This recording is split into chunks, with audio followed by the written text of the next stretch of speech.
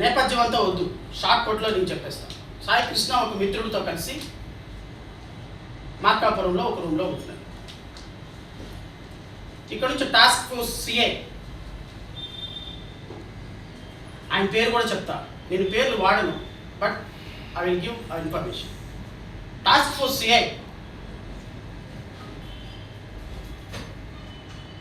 ఈ సాయి కృష్ణను పట్టుకోవటానికి అత్యంత ప్రధానంగా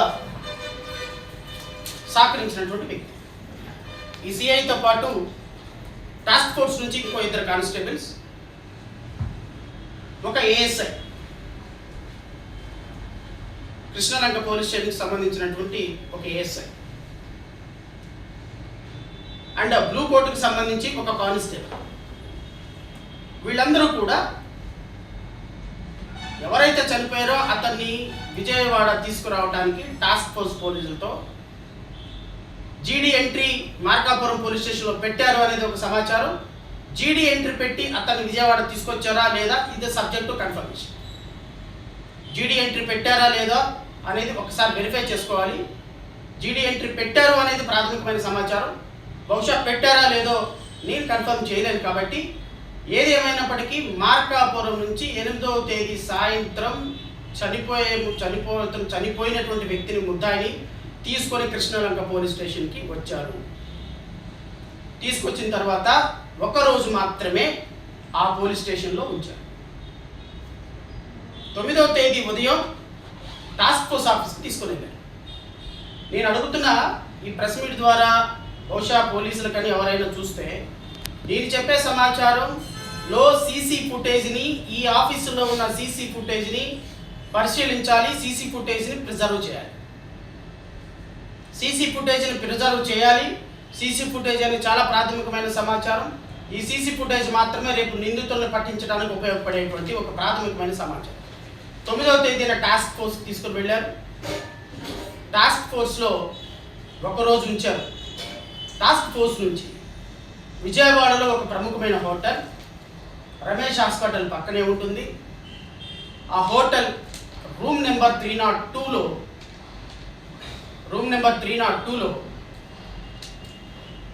ఇతన్ని టాస్క్ ఫోర్స్ పోలీసులు చిత్రహింసలకు గురి చేశారు. పగలంతా టాస్క్ ఫోర్స్ పోలీసులు, రాత్రిపూట సిఐ నాగరాజు. దేనికోసం చేశారో, ఏమి చెప్పమని చేశారో, మోటివ్ అయితే నా పరిధిలో లేదు ఆ విషయం. బట్ ఆ మోటివ్ ఏంటి అనేది నేను అతి త్వరలో మీకు చెప్తా, కన్ఫర్మేషన్ రావాలి కాబట్టి. విపరీతంగా టాస్క్ ఫోర్స్ పోలీసులు మార్నింగ్ నుంచి ఈవినింగ్ వరకు చిత్రహింసలకు గురి చేయటం. హోటల్ పేరు చెప్పగలను, కానీ హోటల్ పేరు చెప్పడానికి కొన్ని లీగల్ కాంప్లికేషన్స్ ఉంటాయి కాబట్టి ఇది నేను ఇస్తున్న ప్రాథమికమైన సమాచారం. హోటల్ రమేష్ హాస్పిటల్స్ పక్కనే ఉంటుంది, వినాయక థియేటర్ దగ్గర ఉంటుంది. సో బందర్ రోడ్లో ఉంటుంది కాబట్టి పోలీసులు వ్యక్తిగతంగా అడిగితే నేను సమాచారం చెప్తాను. సో ఈ హోటల్లో రూమ్ నెంబర్ 302లో అతన్ని చిత్రహింసలకు గురి చేసి, బికాజ్ ఈ హోటల్ ఎంట్రీలో సిఐ నాగరాజు పేరు మీదే ఈ హోటల్ బుక్ అయింది. హోటల్ ఎంట్రీలో కూడా సిఐ నాగరాజు పేరు ఉంటుంది. సో సిఐ నాగరాజు పేరు మీద హోటల్ బుక్ అయింది. ఆయన చిత్రహింసలకు గురి చేశారు. విపరీతంగా కొట్టడం వల్ల అతనికి విపరీతంగా బ్లీడింగ్ అయ్యి చాలా దవడ మొత్తం పగిలిపోయి కిడ్నీలన్నీ పగిలిపోవడంతో ఇతన్ని 14వ తేదీ రంగా ఇంటి ముందుకు ఉన్నటువంటి ప్రజా వైద్యశాలకు తీసుకొని వచ్చారు ట్రీట్మెంట్ కోసం. ప్రజా వైద్యశాలకు తీసుకొని వచ్చి ప్రజా వైద్యశాలలో హాస్పిటల్లో చూపిస్తే ఇతను బతికే అవకాశం లేదు, ఇతను చనిపోతాడు, అర్జెంటుగా మీరు ఇతను ప్రైవేట్ హాస్పిటల్కి షిఫ్ట్ చేయండి అని ప్రజా వైద్యశాలలో ట్రీట్మెంట్ చేయడానికి డాక్టర్లు నిరాకరిస్తే అతన్ని తీసుకొని మణిపాల్ హాస్పిటల్కి 15వ తేదీ ఒక సివిల్ సర్జన్, అతని పేరు కూడా చెప్పొచ్చు, బహుశా అతను ట్రీట్మెంట్ చేశాడు, డాక్టర్ ట్రీట్మెంట్ చేశాడు. ఆ doctor treatment doctor Venugopal treatment చేశాడు కాబట్టి డాక్టర్ ఏం తప్పు చేసినట్టు కాదు. ఒకవేళ నేను చెప్పే ఇన్ఫర్మేషన్ తప్పైతే ఆయన నా దగ్గరికి ఏం ట్రీట్మెంట్కి రాలేదని ఆయన చెప్పొచ్చు, తప్పేం లేదు. బట్ నాకున్న ప్రాథమికమైన సమాచారం మణిపాల్ హాస్పిటల్లో ట్రీట్మెంట్ ఇప్పించారు. డాక్టర్ వేణుగోపాల్ సివిల్ సర్జన్ దవడ పగిలిపోయి కిడ్నీకి సంబంధించినటువంటి పూర్తి ఇబ్బందికరమైన పరిస్థితుల్లో ఉంటే అతనికి తీసుకొని వెళ్ళి 16వ తేదీ ఇక వాళ్ళు కూడా చేతులెత్తేసిన సందర్భంలో 16, 17వ తేదీన మళ్ళీ ఆ హోటల్కి తీసుకొని వచ్చి హోటల్లో ఒక ఆర్ఎంపీ డాక్టర్ చేత 2 రోజులు ట్రీట్మెంట్ చేయించారు. నేను ఈ హోటల్ సంబంధించినటువంటి సీసీ ఫుటేజ్ మొత్తాన్ని కూడా నేను ఫుటేజ్ని ప్రిజర్వ్ చేయమని కోరుతున్నాను. హోటల్లో ఇచ్చిన సీసీ ఫుటేజ్ కనుక మాయమైతే, ఎందుకంటే ఇది ఇన్వెస్టిగేషన్ చేయాల్సిన పోలీసులు అండి, నా బాధ్యత కాదు. కానీ నా బాధ్యతగా నాకు వచ్చినటువంటి ఇన్ఫర్మేషన్ మీకు షేర్ చేసుకోవటం, రాష్ట్ర ప్రజలతో షేర్ చేసుకోవటం నాకు ఉన్నటువంటి బాధ్యత. ఇతర పోలీసులు ఏమన్నా కాన్ఫిడెన్షియల్ ఇన్ఫర్మేషన్ మీరు షేర్ చేశారని అనొచ్చు, కానీ ఒక రాజకీయ పార్టీగా ఆ విధంగా ఏ విధంగా జరిగింది అని చెప్పటం, ఒక రాజకీయ పార్టీగా ఇలా జరిగింది, ఇంత దారుణంగా జరిగితే ప్రభుత్వం మాకేం తెలియదు అని చెప్పటం, అధికారులు మాకేం తెలియదు అని చెప్పటం చాలా విడ్డూరంగా అనిపిస్తుంది. కాబట్టి నేను ఇచ్చేటువంటి లీడ్స్ను కూడా మీరు తీసుకొని వెళ్ళండి. ఒక ఆర్ఎంపీ డాక్టర్ చేత ట్రీట్మెంట్ ఇప్పించిన తర్వాత ఇన్ స్పైట్ ఆఫ్ ట్రీట్మెంట్ 23వ తేదీ సాయంత్రం సాయి కృష్ణ చనిపోయిన తర్వాత ఈ డెడ్ బాడీని ఏం చేయాలి అనేటువంటి ప్రాసెస్లో భాగంగా 24వ తేదీ ఈ డెడ్ బాడీని తీసుకొని ఎవరెవరు తీసుకెళ్లారో ఆ కానిస్టేబుల్ పేర్లు కూడా నాకు తెలుసు, కానీ అవి రివీల్ చేయడం కరెక్ట్ కాదు. ఎందుకంటే వారి ఇన్వాల్వ్మెంట్ ఉందా లేదా పోలీసులు నెరవేర్చాలి. But I'm just giving a lead. 24వ తేదీ RTC bus stand platform number 43 దగ్గర ఒక అనాథ శవంలాగా సాయి కృష్ణ మృతదేహాన్ని పడేశారు. ఒక అనాథ శవంలాగా సాయి కృష్ణ మృతదేహాన్ని పడేసి ఈ సాయి కృష్ణ మృతదేహం 24వ తేదీన ఏమీ తెలియనట్టుగా కృష్ణలంక పోలీసులకు ఒక అనాథ శవం వచ్చినట్టు ఇన్ఫర్మేషన్ తీసుకొని ఇమ్మీడియట్గా అక్కడికి వెళ్ళి, అనాథ శవం అంటే సహజంగా పక్కన ఉన్నటువంటి ఇక్కడ మనం శవం చూసామని 2-3 స్టేట్మెంట్లు రికార్డ్ చేసి విజయవాడ మున్సిపల్ కార్పొరేషన్కి అనాథ శవాన్ని తగలపెట్టడానికి ఒక రిక్విజేషన్, ఒక టాస్క్ ఫోర్స్ సిఐకి అత్యంత సన్నిహితుడైనటువంటి మేనేజర్ ద్వారా బిఎంసికి ఒక రిక్విజేషన్ పంపించి కరెక్ట్గా బస్ స్టాండ్ ఆపోజిట్లో ఉన్నటువంటి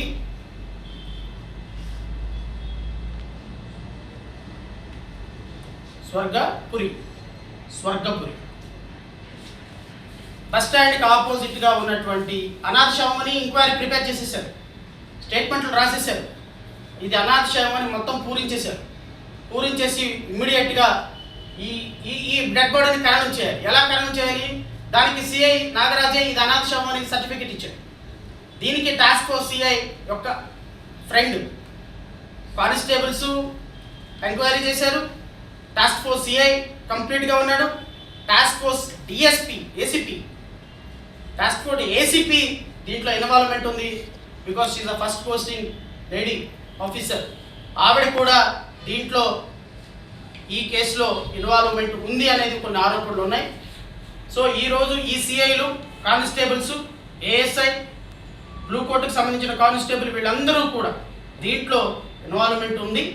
వీళ్ళందరూ కూడా దీన్ని బేస్ చేసుకొని స్వర్గపురికి బిఎంసి ద్వారా అనాథ శవాన్ని క్లారిఫికేషన్ తీసుకొని సర్టిఫికేట్ తీసుకొని ఈ డెడ్ బాడీని అనాథ శవాన్ని ఖననం చేయడానికి స్వర్గపురిలో ఒక అపాయింట్మెంట్ తీసుకొని లెటర్ పెట్టింది కూడా task force CI Nagaraj. CI Nagaraj దీనికి పర్మిషన్ ఇచ్చారు. అంతా అయిపోయింది. ఆ రోజు సాయంత్రం అనాథ శవం కింద 24వ తేదీన స్వర్గపురి శ్మశాన వాటికలో ఆ మేనేజర్ పేరు కూడా ఉంది, కానీ ఆ మేనేజర్ పేరు చెప్పడం కరెక్ట్ కాదు. వారు అండ్ ఈ టాస్క్ ఫోర్స్ కాదు, ఇది బ్లూ కోర్ట్లో ఉన్నటువంటి కానిస్టేబుల్ ఇద్దరు చాలా మంచి స్నేహితులు. వీళ్ళిద్దరి ద్వారా 5:45 సాయి కృష్ణ డెడ్ బాడీ ఖననం చేయడం జరిగింది. ఇది వాస్తవం. ఎలక్ట్రికల్కి సంబంధించినటువంటి దీంట్లో నాకు తెలిసి దాంట్లో యాష్ కూడా మిగులుతుందో లేదో నాకైతే తెలియదు. ఎలక్ట్రికల్ డెడ్ బాడీగా ఖననం చేసి దాన్ని ఎవిడెన్స్లను టైప్ చేసి పోలీస్ వ్యవస్థ మొత్తం ఇన్వాల్వ్ అయ్యి, పోలీసు అధికారులు ఇన్వాల్వ్ అయ్యి, విశాఖపట్నం మున్సిపల్ అధికారులు ఇన్వాల్వ్ అయ్యి, కానిస్టేబుల్స్ ఇన్వాల్వ్ అయ్యి, ఇంత వ్యవస్థని, ఇంత అద్భుతమైనటువంటి సినిమా స్టోరీని తలపించేటువంటి స్టోరీని తలపించినటువంటి పోలీసులు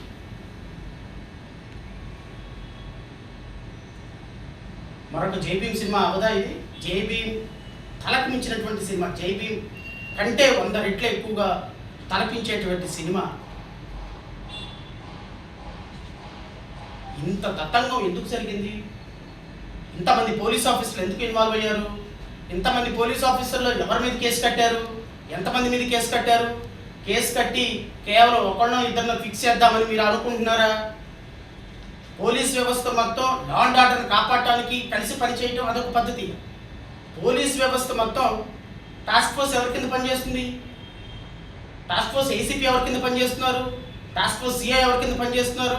టాస్క్ ఫోర్స్ కానిస్టేబుల్ ఎవరి కింద పనిచేస్తున్నారు? టాస్క్ ఫోర్స్ ఇంత దారుణంగా ఇన్వాల్వ్ అవ్వాల్సిన అవసరం ఏమొచ్చింది? ఎవరి ప్రోత్సాహాల కోసం ఇన్వాల్వ్ అవ్వాల్సి వచ్చింది? దీని వెనక ఎవరున్నారు? ఏ ల్యాండ్ సెటిల్మెంట్ ఉంది? అతి త్వరలో బయటకు వస్తాం.